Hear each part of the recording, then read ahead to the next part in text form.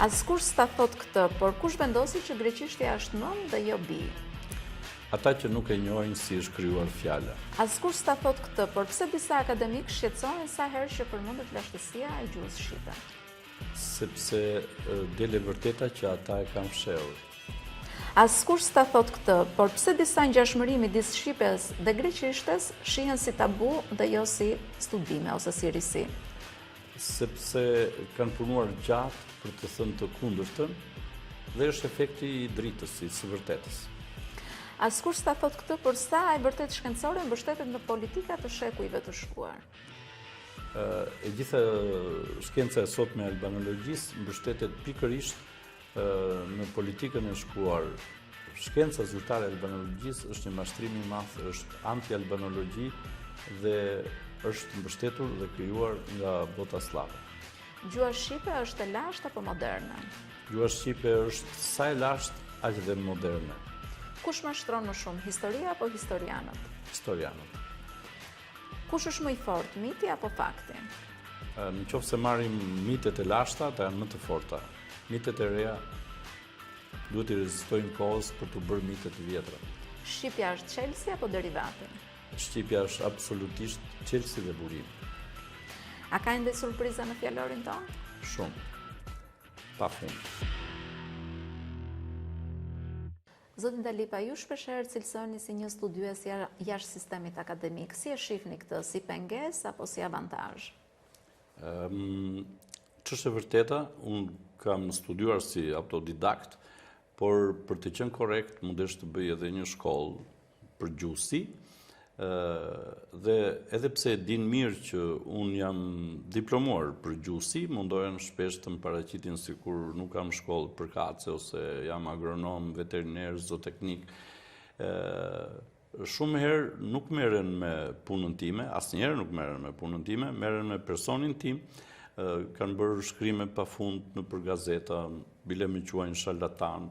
Në për emisione televizive, disa herë thonë që prej agronit do lindi fashizmi shqiptar dhe mund të bëhet një rrezik i madh, por asnjëherë nuk merren me punën time dhe objektivi im është vetëm gjuha. Unë nuk kam dëshira për të marrë me politikë, sepse nuk mund t'i mbaj këmbët në dy varka, edhe çdo gjë që thonë nuk më cënon fare, thjesht ata nuk merren dot me oponencë ndaj veprës sime.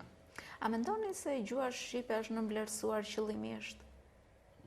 Kjo është një pyetje e cila kërkon një përgjigje shumë të gjerë. Po ta fillojmë të trazojmë një çik historitë rreth gjuhës shqipe. Ne dimë që janë marrë, gjuha shqipe i ka bërë me kokëdhimbje shumë gjuhëtar. Për shembull, Leibniz ka thënë që nëse ne duam të njohim historinë dhe shkencat para Krishtit, duhet i drejtohemi gjuhës shqipe. Kjo thënie e tij në fakt po vërtetohet. Nëse ne duam të vërtetojmë për shembull mitet që janë krijuar në para antikitet, ekskluzivisht kjo bëhet vetëm nga gjuha shqipe. Asnjë gjuhë tjetër në botën e gjuhëve indoeuropiane nuk mundet të ceki pa le të zbërthej një etimologjinë e një emri të një miti. Kjo tregon që shqipja me punën që kanë bërë gjuhëtarët tanë, akademikët tanë, kanë dashur të mbulojnë një të vërtetë të madhe. Sapo dikush përshfaq një anë të vërtetë të shqipes, këtë njeri mundohen ta denigrojnë dhe historikisht kanë denigruar Zakaria Manjanin, Petrozhejn, Pilikën. Ajo që është më stërmadhja që kanë bërë për të fshehur gjuhën shqipe ndodhi para 2 vjetësh kur revista Shkencë në Amerikë, Science, nxori që shqipja është 6000 vjet e folur pa ndërprerje, është gjuha e parë shkëputur nga origjina e gjuhëve dhe gjuha më e vjetër e gjallë e folur. 2 ditë mbas atij lajmi, 2 akademik dolën në një televizion kombëtar dhe deklaruan që shqipja është vetëm 1500 vjeçe dhe as 6000 dhe as gjuha më e vjetër. Do të thotë që dogma slave është e fortë. ajo nuk është thjesht që dalin dy gjuhëtar, dy akademik për të thënë diçka.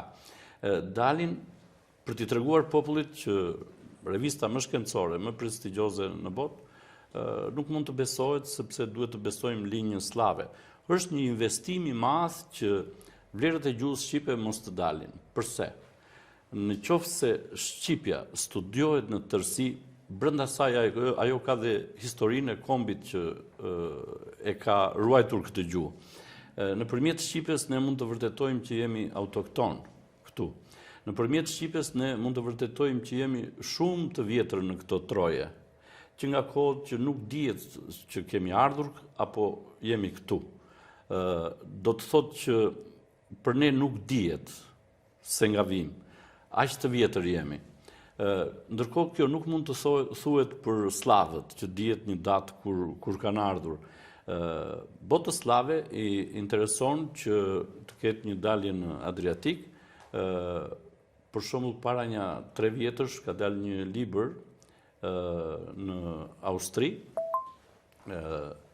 ku ata i referohen akademikëve shqiptar dhe sipas tyre të gjitha fjalët të cilat emërtojnë mjetet e lundrimit dhe të peshkimit, shqipja i ka marrë nga serbishtja.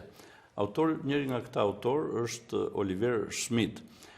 Por ai nuk mund të dali hapur për të pranuar tezat slave.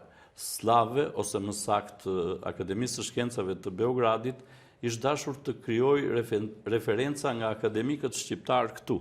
Këto referenca i krijojnë edhe për nënën e Skënderbeut, sikur ajo është serbe. I krijojnë për gjuhën shqipe sikur ajo ka mira fjalë nga serbishtja. Jo më larg se para 4 ditësh mua më ra në dorë një fjalor huazimesh nga turqishtja në Shqip, i 2 autorëve nga Prishtina, të cilët sipas tyre kanë gjetur 14.500 fjalë turke në gjuhën shqipe. Natyrisht nuk kam parë prej tyre ndonjë fjalor ose prej të tjerëve që janë të sistemit, në një fjalor që të tregoj se sa fjalë ka dhënë shqipja gjuhëve të tjera. I janë lëshuar të gjithë shqipes për ta quajtur gjuhë të huazuar. Dhe të pranosh që shqipja ka 14.500 fjalë nga turqishtja dhe disa më shumë nga latinishtja ose edhe nga greqishtja dhe nga persishtja, do të thotë që vetë shqiptarët, akademikët shqiptarë pranojnë që populli shqiptar nuk ka gjuhë të vetë. E vërteta është krejt ndryshe, është 180 gradë ndryshe, dhe tani kemi një paradigmë ose një dogmë slave e cila mbrohet në tërësinë e saj nga një sistem politik. Kjo dogmë slave e vendosur brenda sistemit albanologjik zyrtar nuk mund të jetë rastësi. Qëndrimi i egër i saj në ato pozicione do të thotë që ajo është një investim. Unë nuk më di të them se si hyn parat që kjo dogmë të mos ndryshojë. Ajo do të ndryshojë vetëm nëse Beogradi ndërpret investimet në këtë fushë kaq të rëndësishme, e cila është fusha më e rëndësishme për të treguar etninë tonë, identitetin tonë kombëtar. Për shumë kënd kjo mund të duket shumë e lehtë, diçka që nuk vlen, diçka që nuk ekziston, është kaq e rëndësishme, është kaq prezente. Akademia e Shkencave e Shqipërisë, albanologjia zyrtare e Tiranës ka provuar në thonjza dhe ka vërtetuar se të gjitha tezat serbe mbi shqiptarët shkencërisht ekzistojnë. Është e vështirë që aty të ndryshosh qoftë edhe një qëndrim të vogël. Aty menjëherë fillon reaksioni. Pse mendoni se disa prej tezave tuaja shkaktojnë kaq shumë reagim në botën akademike? Asnjëherë nuk jam nisur për të shkaktuar një polemik, që në fillimet e mia, kur u shfaqa në këtë fushë, kam menduar që do jetë disa teza për diskutim dhe mendoja që aso kohë mendoja që këto do pranoheshin dhe do diskutoheshin. E vërteta gjithmonë sjell një trazir, sepse e vërteta shëm diçka, shëm idhuj të rrem. Në qoftë se ne do kishim institucione shkencore të mirëfillta, askush nuk do trëmbej nga një oponencë shkencore, nga një tezë e re. Bile në shkenca është rrugë që nuk ndalon. Akademia e Shkencave e Shqipërisë është stagnacion, që nga dita që ajo është krijuar, edhe deri sot nga dyert apo nga dritaret e asaj akademie, nuk ka dalë ndonjë ide e re, nuk ka dalë ndonjë tezë e re. Të gjitha ato ide dhe teza janë tezat slave mbi shqiptarët, të cilat i kanë vendosur dhe nuk i ndryshojnë. Çdo gjë e re është e papranueshme për ta. Por për ne që punojmë, që merremi me shkencë, qëndrimi i tyre është i papranueshëm, sepse shkenca është debat, shkenca është argument kundër argument. Ata nuk pranojnë diçka të tillë. Natyrisht që Akademia e Shkencave e Shqipërisë është një institucion politik dhe ideologjik, nuk është një institucion shkencor. Së fundi, ju e dini fare mirë që po bëhet një debat i madh në opinionin publik, sepse shumë nga akademikët edhe profesorët edhe doktor profesorët nuk tregojnë punët e tyre të diplomës. Nuk i tregojnë sepse një pjesë e tyre nuk kanë fare. Një pjesë e tyre kanë mbrojtur doktoraturat me, për shembull, me veprat e Enver Hoxhës. Për shembull, huazimet në veprat e Enver Hoxhës, që nuk janë doktoratura. Dhe natyrisht ekziston edhe një ligj, që është ligji për informacion dhe transparencë, por që shteti shqiptar, edhe qeveria, nuk ndërhyjnë që ky ngërsh të zgjidhet, të dalin ata që janë akademik pa doktoratura, profesor që nuk kanë mbrojtur asgjë dhe kanë marrë titujt, të cilët e kanë shtrëmbëruar shkencën në Shqipëri dhe janë shembulli më i keq edhe në një sistem arsimor i cili vuan dhe lëngon pikërisht për shkak të tyre, sepse ata janë në vendet ku nuk duhet të ishin dhe në vend të tyre duhet të ishin të tjerë, të cilët edhe janë edukuar dhe shkolluar jashtë Shqipërisë dhe janë të aftë të ndryshojnë shumë çka në Shqipëri. Kjo është për të ardhur keq. Libri juaj Greqishtja, një bi e Shqipes, ka shkaktuar reagime të forta. Si mendoni, ndoshta kundërshtarët tuaj, po them kundërshtarët në thonjza, kanë frikë nga rivlerësimi i historisë së gjuhëve ballkanike? Shiko, unë nuk kam patur kur një synim që të tregoj që Shqipja, ajo Greqishtja rrjedh nga Shqipja. Mua më rezulton në punën time shkencore që Greqishtja vërtet është një derivat i Shqipes, po ashtu edhe latinishtja, po ashtu edhe shumë gjuhë të tjera. Në fillim të studimeve të mia, unë nuk isha koshient që të gjitha gjuhët indo-europiane rrjedhin nga Shqipja. Por në fillim më mora me greqishtën, që është e vërteta, pastaj kur ato zbulimet e mia, parimet që unë kisha zbuluar në etimologji, i aplikova nga greqishtja të njëjtat parime i aplikova në gjuhët latine, pash se ato vlenin njëkohësisht dhe për ato gjuhë. Pastaj kur i bëra dhe për gjuhët skandinave, për gjuhët slave, pastaj u bëra koshient që unë kisha zbuluar parimet se si emërton gjuha. Këto parime janë shumë të rëndësishme, nuk i kishë zbuluar kush. Në fakt, gjuha është shkenca për të cilën ka nevojë të gjitha shkencat për tu shprehur dhe për këtë shkencë nuk ishin zbuluar parimet. Pra, ekziston ajo që në librat shkollor sot studentëve u thonë që ende nuk ka një përkufizim shkencor se çfarë është fjala, sepse ende nuk dihet se si është ndërtuar ajo. Kjo do të thotë që shkenca e gjuhësisë, jo vetëm në Shqipëri, ajo që është edhe në Europë edhe në Amerikë, nuk njeh objektin e saj shkencor, fjalën. Mandej, një shkencë që nuk njeh objektin e saj shkencor, si mund të quhet shkencë? Sidomos etimologjia. Atëherë çka ndodh? Del dikush që rasti e sollit ti e unë. Dhe unë mundem t'i tregoj botës shkencore se si emërton gjuha. Cilat janë parimet që përdor gjuha për të krijuar emrat të sendeve të fenomeneve të realjeve. Kjo gjë duhet të merrej seriozisht. Të paktën të më ofronin mundësinë të tregoj në universitete ku jepet gjua ose në akademi ose në institut të gjuhësisë, të paktën një herë të krijojnë mundësinë, sepse ata jetojnë nga taksat tona dhe nuk mund të injorohet një zbulim kaq i madh në fushën e gjuhësisë, e cila do të transformojë shkencën e gjuhësisë edhe në rang botëror. Ajo që ne e njohim si morfologji të gjuhëve indo-europiane nuk është e tillë, është konceptologji, sepse morfema klasike, të cilën e quajnë të pazbërthyeshme, shqipja e zbërthen.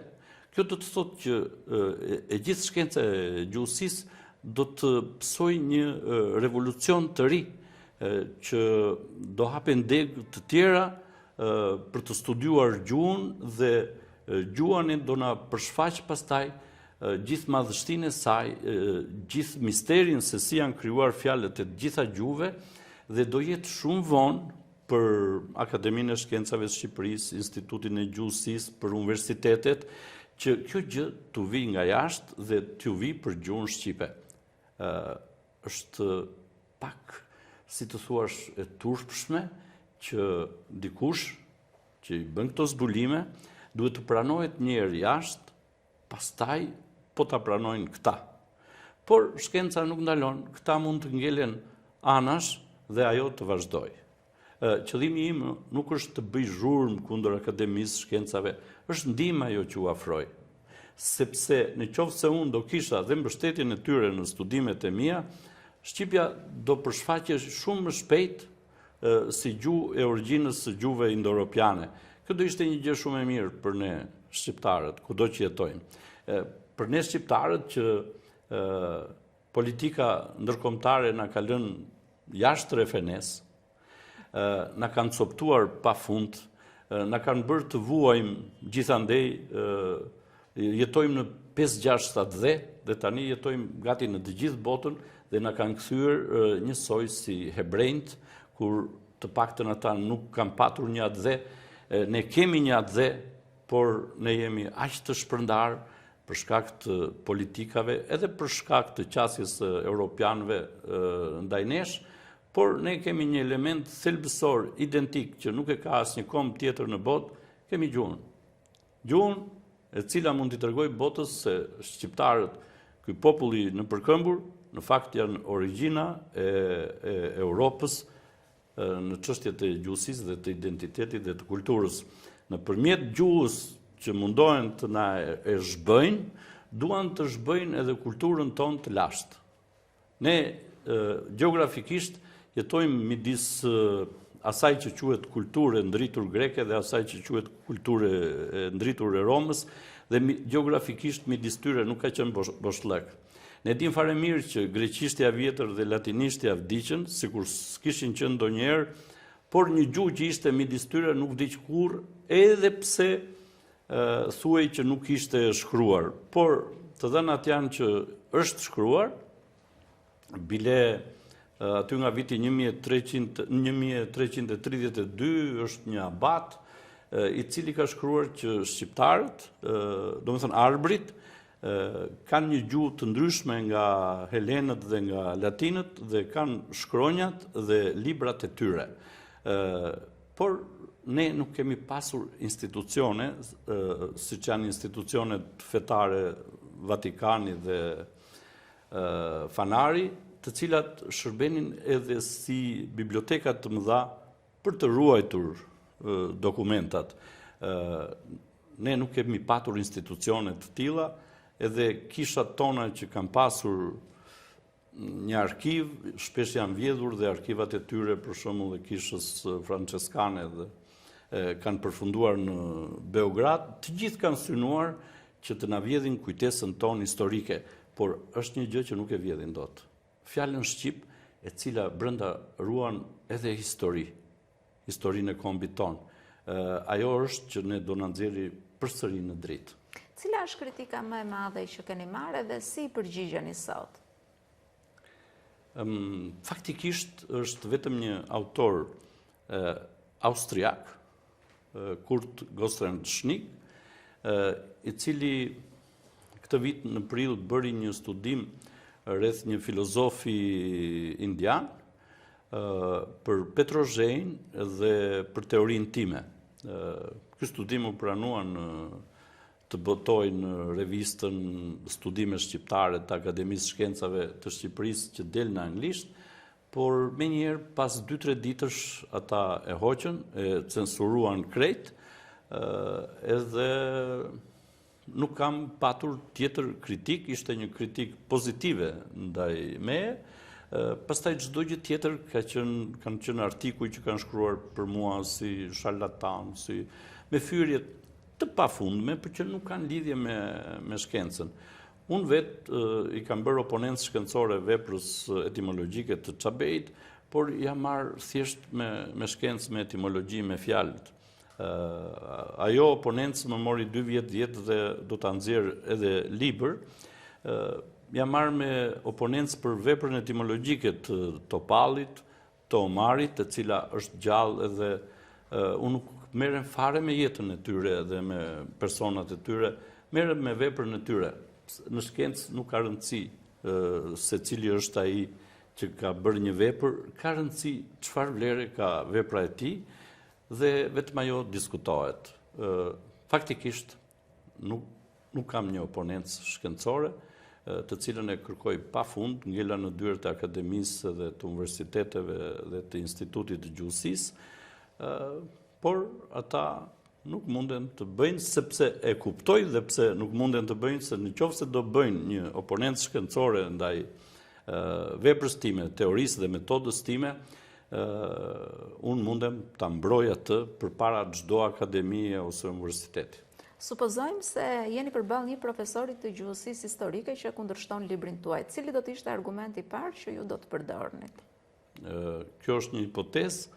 Ata të gjithë kanë frikë të përballen dhe unë nuk kam parashikuar se si do vej një debat me dikë që as fantazm nuk duket që të dali përpara. Kam pas raste që takohem me ta, ulem, pi kafe në tavolinë dhe basi flasim 2-3 orë edhe thonë që agron kjo që bëni ju shkenca e vërtetë e gjuhësisë, i them, por një oponentë thonë duhet të bjen të gjithë dakord që të kesh një oponentë. Duket është një sistem zinxhir, është fiks një sistem i cili po ju prish diçka nuk funksionon dhe ata kujdesen që çdo pjesë e sistemit të tyre, çdo ingranazh të jetë i lubrifikuar që të bëjnë punën e tyre. Dhe ky sistem në fakt është sistemi më i kalbur në atë që mund të quhet shkencë. Ne dim fare mirë që kryetari i Akademisë Shkencave të Shqipërisë nuk ka asnjë libër shkencor, asnjë vepër shkencore. Më mirë mos të flasim. Okej. Tani kalojmë në disa pyetje provokuese për metodologjinë. A mendoni se gjuhësia tradicionale ka mbetur e ngrinjur në teori të shekullit të 19? E tham dhe në fillim, ajo ka një stagnacion.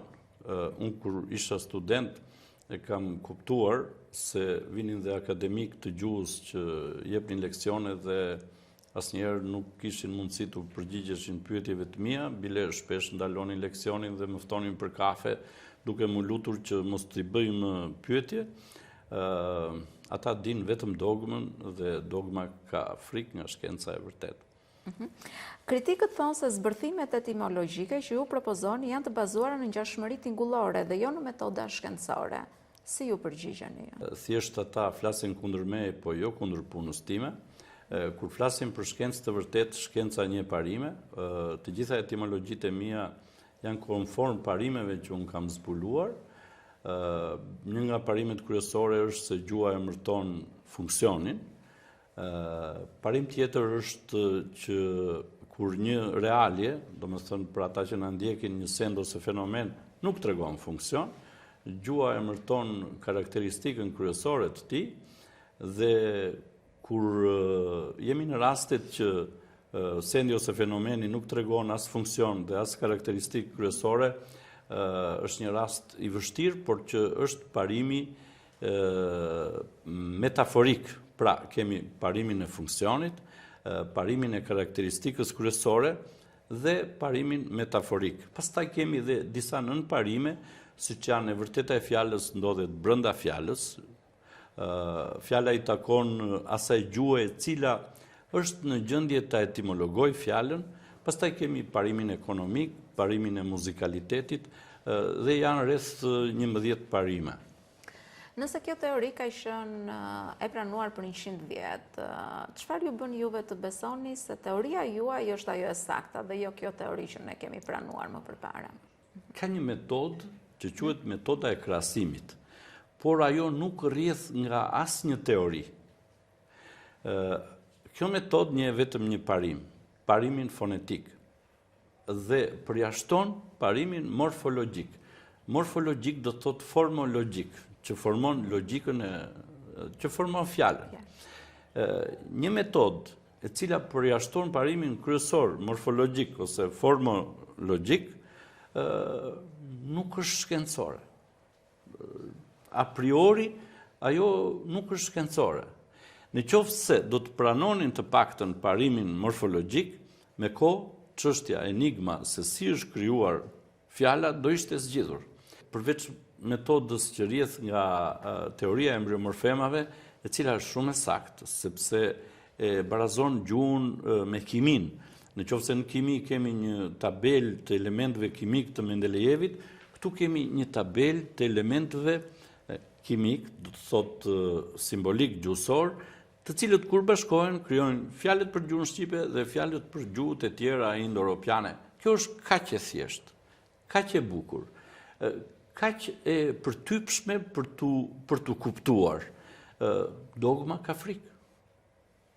Dhe unë jam të paktën unë dhe miqtë të mi që merrim me këtë punë, jemi përpara një sistemi dogmatik brenda një sistemi demokratik. Ju e dini fare mirë që ata vjet bën një peticion që unë të mos shfaqem më në media, kur e kanë shumë të thjeshtë të më ftojnë në media dhe të më raskapisin përpara publikut.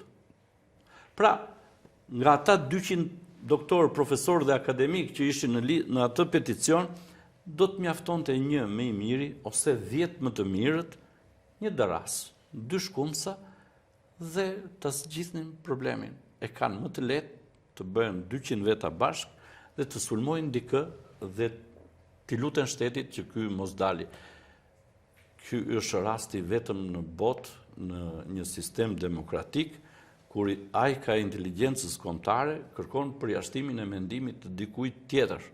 Duke qenë se tabelën nuk e kemi që t'i bëjmë gjërat më të thjeshta për publikun, të sillim disa fjalë që ne mund t'i shpjegojmë për ardhjen e tyre ose kuptimin e tyre. Fillojmë me fjalën shqip. Çfarë do të thonë shqip? Çfarë kuptojmë me shqip? Disa thonë që të flasësh shqip do të thotë të flasësh qartë. Gjuhët ndahen në 2 tipe gjuhësh. Janë gjuhë simbolike edhe gjuhë konceptuale. Për ata që na ndjekin, gjuhë simbolike janë ato që fliten me rrokje. Për shembull, a je tu lu me mu ajo. Pra, e gjithë fjalia që thashun janë fjalë një rrokshe. Gjuhët konceptuale janë gjuhët të cilat e përngjisin një fjali për të krijuar një koncept. Për shembull, më thjesht si fjala lemza. Lemza është ajo që të lë e të zë. Dhe lemzë është le, më, zë, më le e më zë. Ose siç është për shembull, hajde të marrim për thjeshtësi fjalën silenzio, të italishtes që do të thotë heshtje. Qofse vëm një apostrof të s-ja del s, i, len, z, nuk len z. Heshtje. Pra, një fjali e shqipes, kur përngjitet, krijon fjalët, konceptet për gjuhën shqipe dhe për gjuhët e tjera. Kur ne bëjmë etimologji, çfarë bëjmë? E zbërthejmë një koncept, një fjalë dhe krijojmë një fjali. Dhe kur kjo fjalia që na del nga zbërthimi i asaj fjalës, r-ja e bërë në, do të thotë a b sun di. Do të thotë bëhet diçka që sun e di. Fjala panik do të thotë pa an ik, sepse në çast rreziku çdo kush nga ne, po edhe kafshët largohen nga pika e rrezikut pa patur një mendje se nga do ikin, po ikin pa anë ik. Është kaq e thjeshtë. Mund të vazhdonin pafund për shembull në greqishte. Te greqishtja doja të ndaleshim pra, disa fjalë që janë greqisht, por që kanë rrënjët në shqip. Për shembull, në qoftë se ne i themi ose në greqisht shikimit i thon vlema. Po mjafton ta bëjmë lënëra, siç është fjala adelfos. Atëre vlema është vërema me vëret. Kjo është absolutisht që vjen nga gjuha shqipe vetëm me një rotacion që e kanë bërë rën l. Kur themi për shembull një shitës ambulant, në greqisht i thon planodhios. L-ja e bërë pranodhios. Është kaq e thjeshtë. Asaj që i thon gënjeshtër i thon psema. Psema është diçka që fshejmë diçka dhe tregojmë diçka tjetër. Mjafton të fjala psema, ta bëjmë sënshë del pshema, e psheur. Kur votohet, procesit të votimit i thon, i cili është gjithmonë i fshet, i thon psifos, që s-ja e bërshë do të thot pshi, fos. Fos e kthyer së prapi i bën sof, shof, pra i fsheur nga shikimi. Kështu ne do vazhdonim pafund për të dhënë shembuj se si fjalët greke rrjedhin nga shqipja. Cila është sipas jush fjala më e fortë që dëshmon lashtësinë e gjuhës shqipe, po them? Po, ka fjalë pafund, po unë po marr një rast të cilin e ka zbërthyer një kolegu im, Butrin Balaj. Për shembull, fjala dëgjoj. Kjo vjen nga gegnishtja ndigloj. Dhe g-ja e bërë gjë del ndigjëloj. Dhe ne e dëgjojmë diçka kur ajo shkakton fërkim me një trup tjetër që prodhon z, dhe ndigjëloj do të thotë e ndiej gjën kur luan. Për shembull, nëse ne shohim një thëllënz dhe e shohim kështu dhe ajo na shikon, në momentin që ajo trëmbet, fluturon dhe rreh krahët dhe krijon zhurmë. Po nëse nuk e shikojmë, ne e dëgjojmë që ajo rreh krahët. Pra, ne i dëgjojmë gjërat vetëm kur ato lëvizin, kur krijojnë fërkim, kur krijojnë frekuencë. Prandaj fjala shqipe dëgjoj vjen si derivati ndigjëloj, e ndigjën kur luan. A ka fjalë që etimologjia zyrtare i shpjegon ndryshe nga ju, por që ju jeni bindur për interpretimin tuaj, nëse mund të sjellim ndonjë? Të gjitha fjalët i shpjegon ndryshe, ata arrin deri në çudira, për shembull, ata thon dardani vjen nga fjala dardh. Kur vjen te fjala dardh thon kjo është me burim të huaj. Do të thotë që ata e sjellin një të panjohur nga një e panjohur tjetër. Ata e sjellin për shembull foljen fjalën pallas nga palladium, latinishtes, pallat. Po të hapësh fjalorët e tyre ka çudira, po ndonjëherë ka dhe çudira të tilla që një fjalë të shqipes thonë është greqisht dhe gjutarët tanë, akademikët tanë, dhe ai akademiku grek thotë që jo, kjo është fjalë shqip. Për shembull, Çabej thotë që fjala kukurec e shqipes vjen nga kokorec e greqishtes. Hapim fjalor etimologjik të Babinjotit, ai thotë fjala kokorec e greqishtes vjen nga fjala kukurec e shqipes. Ata nuk e dinë se kujt i takon kjo fjalë, sepse ata nuk futen kurrë brenda fjalës.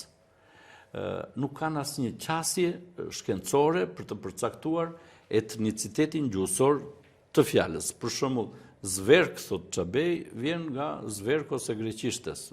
Ai thot zverkos e greqishtes vjen nga zverk i shqipes. Është një katraur. Kjo lloj gjuhësie që bëjnë ata nuk e njeh fjalën. Ata thjesht bien dakord me njëri tjetrin, por në këtë rast nuk ka rënë dakord. Shkenca nuk është dakordsi.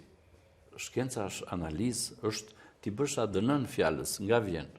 Ata e kanë të ndaluar ta zbërthejnë fjalën. Nuk e di pse kanë vendosur një rregull të tillë që fjala nuk duhet zbërthyer. Por ne kemi për shembull foljen zmbraps. Ajo është krijuar nga z me ba, praps. Dhe pastaj shpjegojmë edhe praps që do thot për pas. Pastaj shpjegojmë dhe pas nga vjen dhe ne na zbërthehet e gjithë fjala e shqipes në një fjali.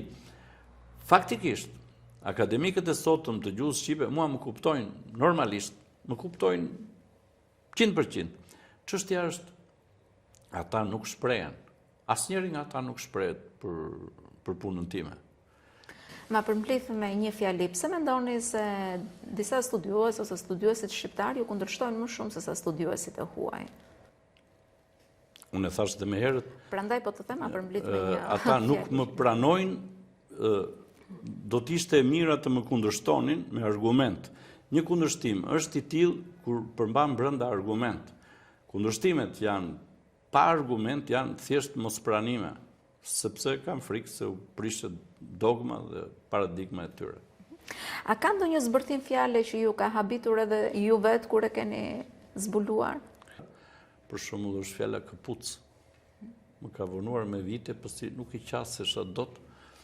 Dhe vetëm kur dikush që kishte qenë futbollist dhe tha kur vara kapuqet në gozhd, unë u rënqetha sepse e kapa me njerë se nga vinte fjala këpuc, vinte nga fjala shumë si kapuqet, sepse kur ne blejmë këpuc, duhet me do e mos që këmba të puqet, por është këpuca me madhe ose me vogël ne nuk e blejmë dhe ajo është kapuqet në gegnisht.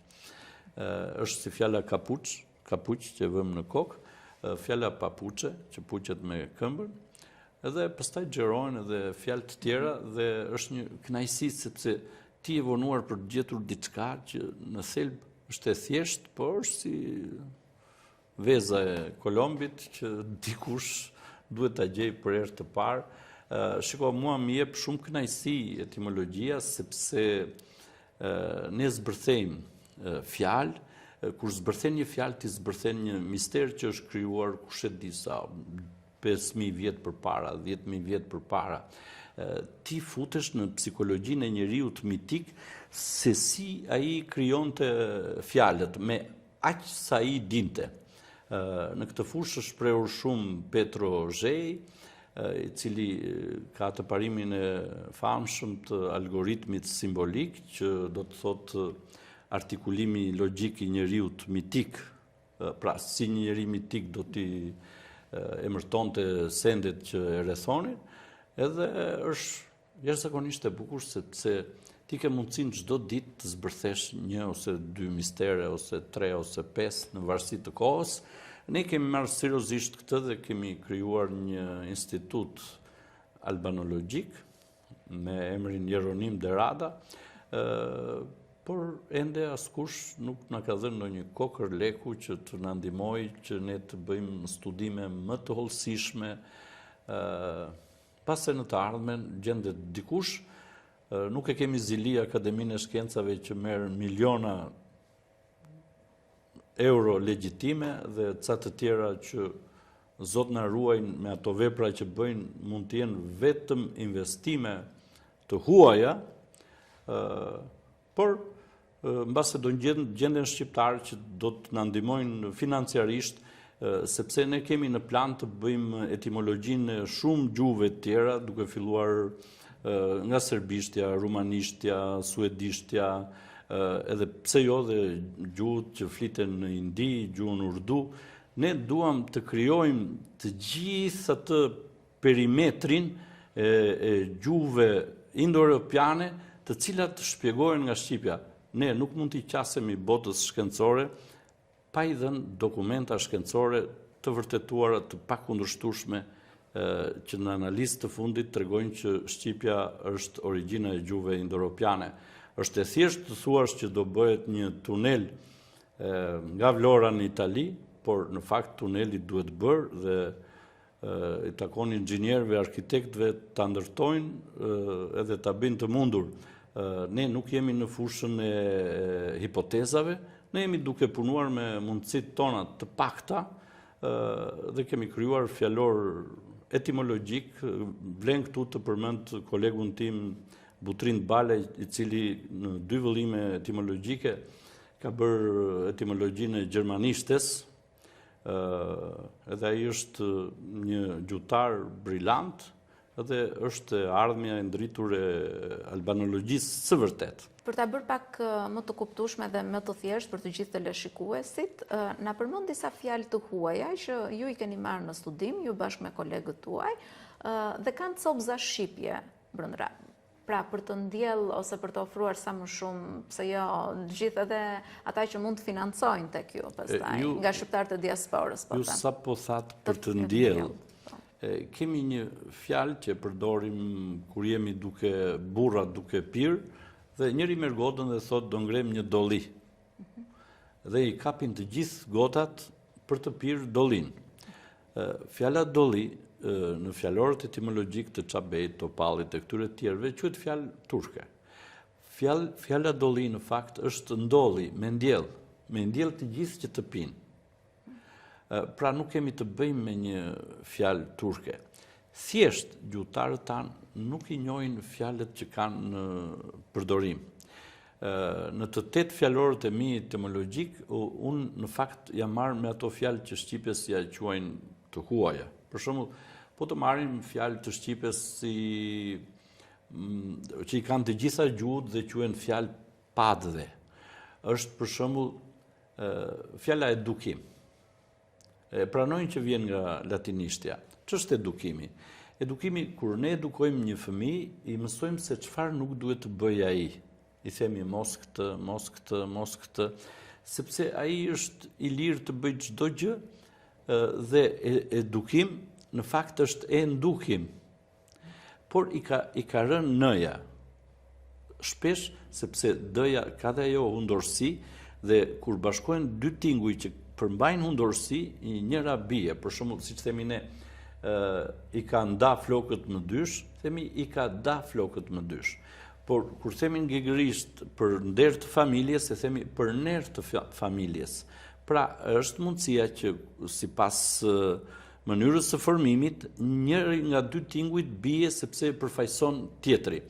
Dhe kështu fjala edukim vjen nga fjala endukim, domethënë e ndryzim. Marrim një fjalë tjetër. Për shembull, ke parë një ndeshje boksi apo jo, ose mundje. Të dy ata që rrinë përballë njëri tjetrit quhen rival, apo jo. Rival. Urdhra? Kundërshtar ose kundërshtar. Po, në gjuhë të këto quhen rival. Rivali i ri ball për ball. Nëse vënë bëjmë bë, siç themi varka barka, ai quhet ribal, riball. Pra ai që rri përballë teje është kundërshtari yt. Pra, kjo fjalë i takon gjuhës në të cilën ajo tregon etimologjin. Përndryshe, nëse dikush do na sillte një variant tjetër, më bindës se sa ky, natyrisht që ne do pranonim variantin që jep ai. Për shembull, një fjalë ndërkombëtare. Fjala karbure, që janë këto hidrokarburet, janë lëndë organike që është futur në tokë, është përmbysur dhe në mungesë të oksigjenit është karbonizuar dhe është lëngëzuar. Ato janë kalbësira organike që kthehen pastaj në lëngje. Te fjala karbure, po ta bëjmë rënë l, siç themi arbitër, albitër, Albania, Albania, nga karbure del kalbure, e kalbura, kalbësirat, dhe ato kur dalin banë dhe erë kalbësirë. Dhe karbon është kalbon, i kalbun, dhe i kalbun është i qalbun, i qelbun. Pra, shikojmë në analizë të fundit që shqipja është e vetmja gjuhë e cila mund të vërtetoj këto. Për shembull, marrim fjalën magnet. Mjafton ta bëjmë g në gjë dhe del ma gjë në të, mban gjë në të. Gjë në të, e vendosim në fillim dhe del ma gjë në të, ma në gjë të, man gjet, man gjit, magnet. Janë kaq të thjeshta, po dhe kaq të bukura. Për shembull, të fjala qerpik thonë është fjalë turke. Malësorët tanë qerpikut i thonë prekat e synit. Dhe prekat e synit janë qëprek. Qëprek, ajo përja kaloi në rp dhe u bë nga qëprek, qërpek, qerpik. Pra nuk është fjalë turke. Kështu kemi mira fjalë të pafundme. Por nuk janë vetëm këto. Janë për shembull shumë fjalë që i përdor, për shembull i përdorin gjuhën slave, serbishtja. Për shembull, ziles, këmborës, i thonë zvona, zvon. V-ja e bërë bë del z, bon z. Për shembull, ne kemi të njëjtën fjalë me serbishten, zhaba. Por gjutarët tonë thonë që është huazim nga serbishtja, por se gjua e mërton funksionin dhe ajo është za, ba. Pra, ajo ban za. Nuk mund të jetë fjalë serbe. Përndryshe, dikush duhet të na shpjegojë se si është krijuar në serbisht. Për shembull, Çabej e merr fjalën çup dhe thotë që kjo është fjalë që shqipja e ka marrë nga serbishtja. Dhe në atë gjuhë, sipas tij, ka kuptimin tu flok është të pakrehur. E kam shpjeguar dhe herë tjetër, çup quhet një femër që lind sipas kanunit në shtëpitë huaj dhe kur martohet shkon në shtëpitë vet dhe çup do thotë që up, çik do thotë që ik dhe vajz do me vajt, sepse shqiptari nuk merrte edhe ndër brenda. Dhe ka qenë në zakonet shqiptare që çupën gjithmonë e martonte dhe mbante djalin dhe kur s'kishte djalë merrte djalin e vllajt ose të fisit. Janë kaq të thjeshta fjalët e shqipes, por është gjithë ajo teknologji anti-shqiptare, e cila duket se paguhet majmërisht që të ndodhi kjo që ndodh sot në gjuhën shqipe. Do kalojmë në disa pyetje direkte që janë pak sfiduese, përgjigjemi pak shpejt. Sikur dikush t'ju thotë, kjo nuk është shkencë, është interpretim personal, si i përgjigjeni? Më vërtetoni të kundërtën. Jepni atë të saktën. A do të pranonit një debat të hapur televiziv me Akademinë e Gjuhësisë? Është gjëja që e kërkoj prej 10 vitesh. A mendoni se shpërthimi i ideve të reja shkencore shpesh nis nga një zë i vetëm? Kështu ndodh gjithmonë. Është ajo që themi pakica ka të drejtë në shkencë, gjithmonë pakica ka të drejtë. Cila ka qenë sakrifica më e madhe personale që keni bërë për t'ju përkushtuar kësaj pune? Mund të them që kam punuar me orar të zgjatur, edhe nga 16 orë në ditë, sidomos në fillimet e mia, sepse nuk ishte një detyrim që ta bëja atë. Ishte pasioni që u futa dhe nuk më linte të ngrija kokën nga fjalorët, pasi gjeja pafund dhe isha koshient që isha duke gjetur ca të vërteta.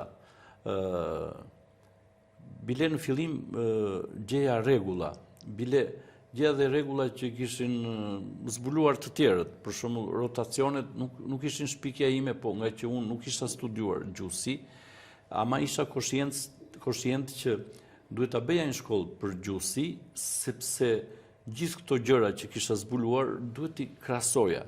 Të mos dilja të thosha që këto gjëra i kam zbuluar unë, pasi në fonetik të gjitha ishin të ditura, por këta nuk i zbatojnë kur bëjnë etimologjinë e fjalëve. Shpesh më akuzojnë se si bëni ju agron këtë rën, lë, këto, por këto i ka bërë gjua, nuk i kam bërë unë. Unë nuk shtoj asnjë gjë. Të gjitha ato ndryshimet fonetike që pësojnë tingujt brenda fjalës, që unë i quaj metafonientizma, ato ndodhin dhe janë realisht dhe ne kemi bërë dhe një tabel të këtyre metafonientizmave, apo ta themi në gjuhën popullore rotacioneve, e cila është e saktë dhe ne kemi shembuj të pafundëm. Ajo që kemi prur në shkencën e etimologjisë dhe të gjuhësisë është ideja se morfema nuk është e pasbërthyeshme. Ajo zbërthehet lehtësisht, por ky zbërthim ndodh vetëm në gjuhën shqipe, në gjuhën e krijimit. Në gjuhët e tjera, nëse zbërthehet morfema, ajo del diçka e pa kuptim në atë gjuhë.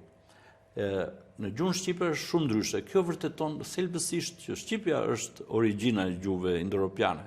Një gjuhë që të quhet origjinë e familjes së saj gjuhësore duhet të plotësojë 2 kushte: të zbërthej fjalët e veta dhe të zbërthej kuptimisht edhe fjalët e gjuhëve të tjera. Këtë e bën shqipja mrekullisht dhe mund të themi me bindje të plot shkencore që shqipja është origjinë e gjuhëve indoeuropiane, sepse plotëson kushtet për të qenë e tillë. Okej. Çfarë dëshironi të mbetet nga puna juaj në mendjen e njerëzve? Unë jam duke i dhënë dorën e fundit teorisë time që shpresoj ta nxjerr në 5 gjuhë të mëdha europiane, edhe besoj që jo të mbetet, por fjalorët e mi etimologjik të diskutohen, teoria ime të merret në konsiderat, dhe jam i bindur, edhe pse sot dogma slave që kemi në albanologji nuk e pranon, është e pamundur ta ndalojnë. E vërteta ka vetëm një definicion, triumfin. Sa do ta vonojnë, ajo do të triumfoj. Është e pamundur që mos të triumfoj. Unë jam i bindur që jo unë, po teoria që unë kam, metoda që unë kam, jo vetëm do pranohet, po do përdoret gjithësisht në të gjithë gjuhësinë indo-europiane, dhe është një areal i madh gjuhëve, sepse familja e gjuhëve indo-europiane është familja më e madhe e gjuhëve në botë. Dhe unë jam koshient që parimet që kam zbuluar janë parime shumë të rëndësishme që do ngelen përfundimisht në shkencën e gjuhësisë, sepse nuk ka parime të tjera. Ne e dim që pas parimeve që ka zbuluar Newtoni në fizik, do të thotë ato i kanë rezistuar kohës dhe nuk ka dalë dikush që t'i rrëzoj. Autoriteti vërtet shkencor është i parëzueshëm. Sikur të dalin edhe këta 200 peticionistët që dolën kundër me, të dalin kundër Newtonit, do duken qesharak. Por nga që ata janë sot në pushtet, janë në krye të asaj që quhet shkencë e albanologjisë, ndjehen të rrezikuar, në fakt është frika e tyre që i bëri bashk, dhe në fakt ata rrëzuan autoritetin e tyre dhe tani po përshfaqen si njerëz që kanë frikë edhe turp të nxjerrin doktoraturat e tyre, pasi e din ata mirë se çfarë doktoraturash kanë. Pra ju po paralajmëroni një libër të ardhshëm i cili do të shkaktoj po kaq shumë debat sa të gjithë librat e mëparshëm. Ai mund të shkaktoj dhe heshtje, debat mund të shkaktoj jashtë Shqipërisë, ndërsa këtu mund të shkaktoj heshtje sepse kur dele vërteta, rrena hesht. Një mesazh për të gjithë shqiptarët, po them që janë në diasporë, çfarë të bëjnë ata që ta kuptojnë dhe ta ruajnë sa më mirë gjuhën shqipe? Do të thoja, një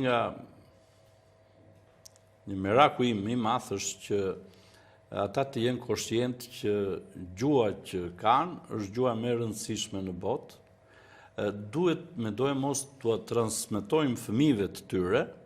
Këtë gjë mund ta bëjnë edhe duke mbajtur kanalet shqip në shtëpitë e tyre, në televizionet e tyre. Më e mira e të mirave do ishte që të kenë nga ato tabletet që kanë, kështu që kanë përralla në shqip. Do ishte gjëja më e mirë që Ministria e Kulturës ose ajo e Arsimit të prodhonte filma nga këta multiplikativ me legjenda shqiptare, me përralla shqiptare, dhe këto nëpërmjet atyre tableteve t'i kenë shqiptarët në shtëpitë e tyre, sepse ne dim që shumë fëmijë këtu në Shqipëri mësojnë anglishtet me filma për fëmijë dhe e mësojnë pavajtur fare për të bërë kurse anglishte.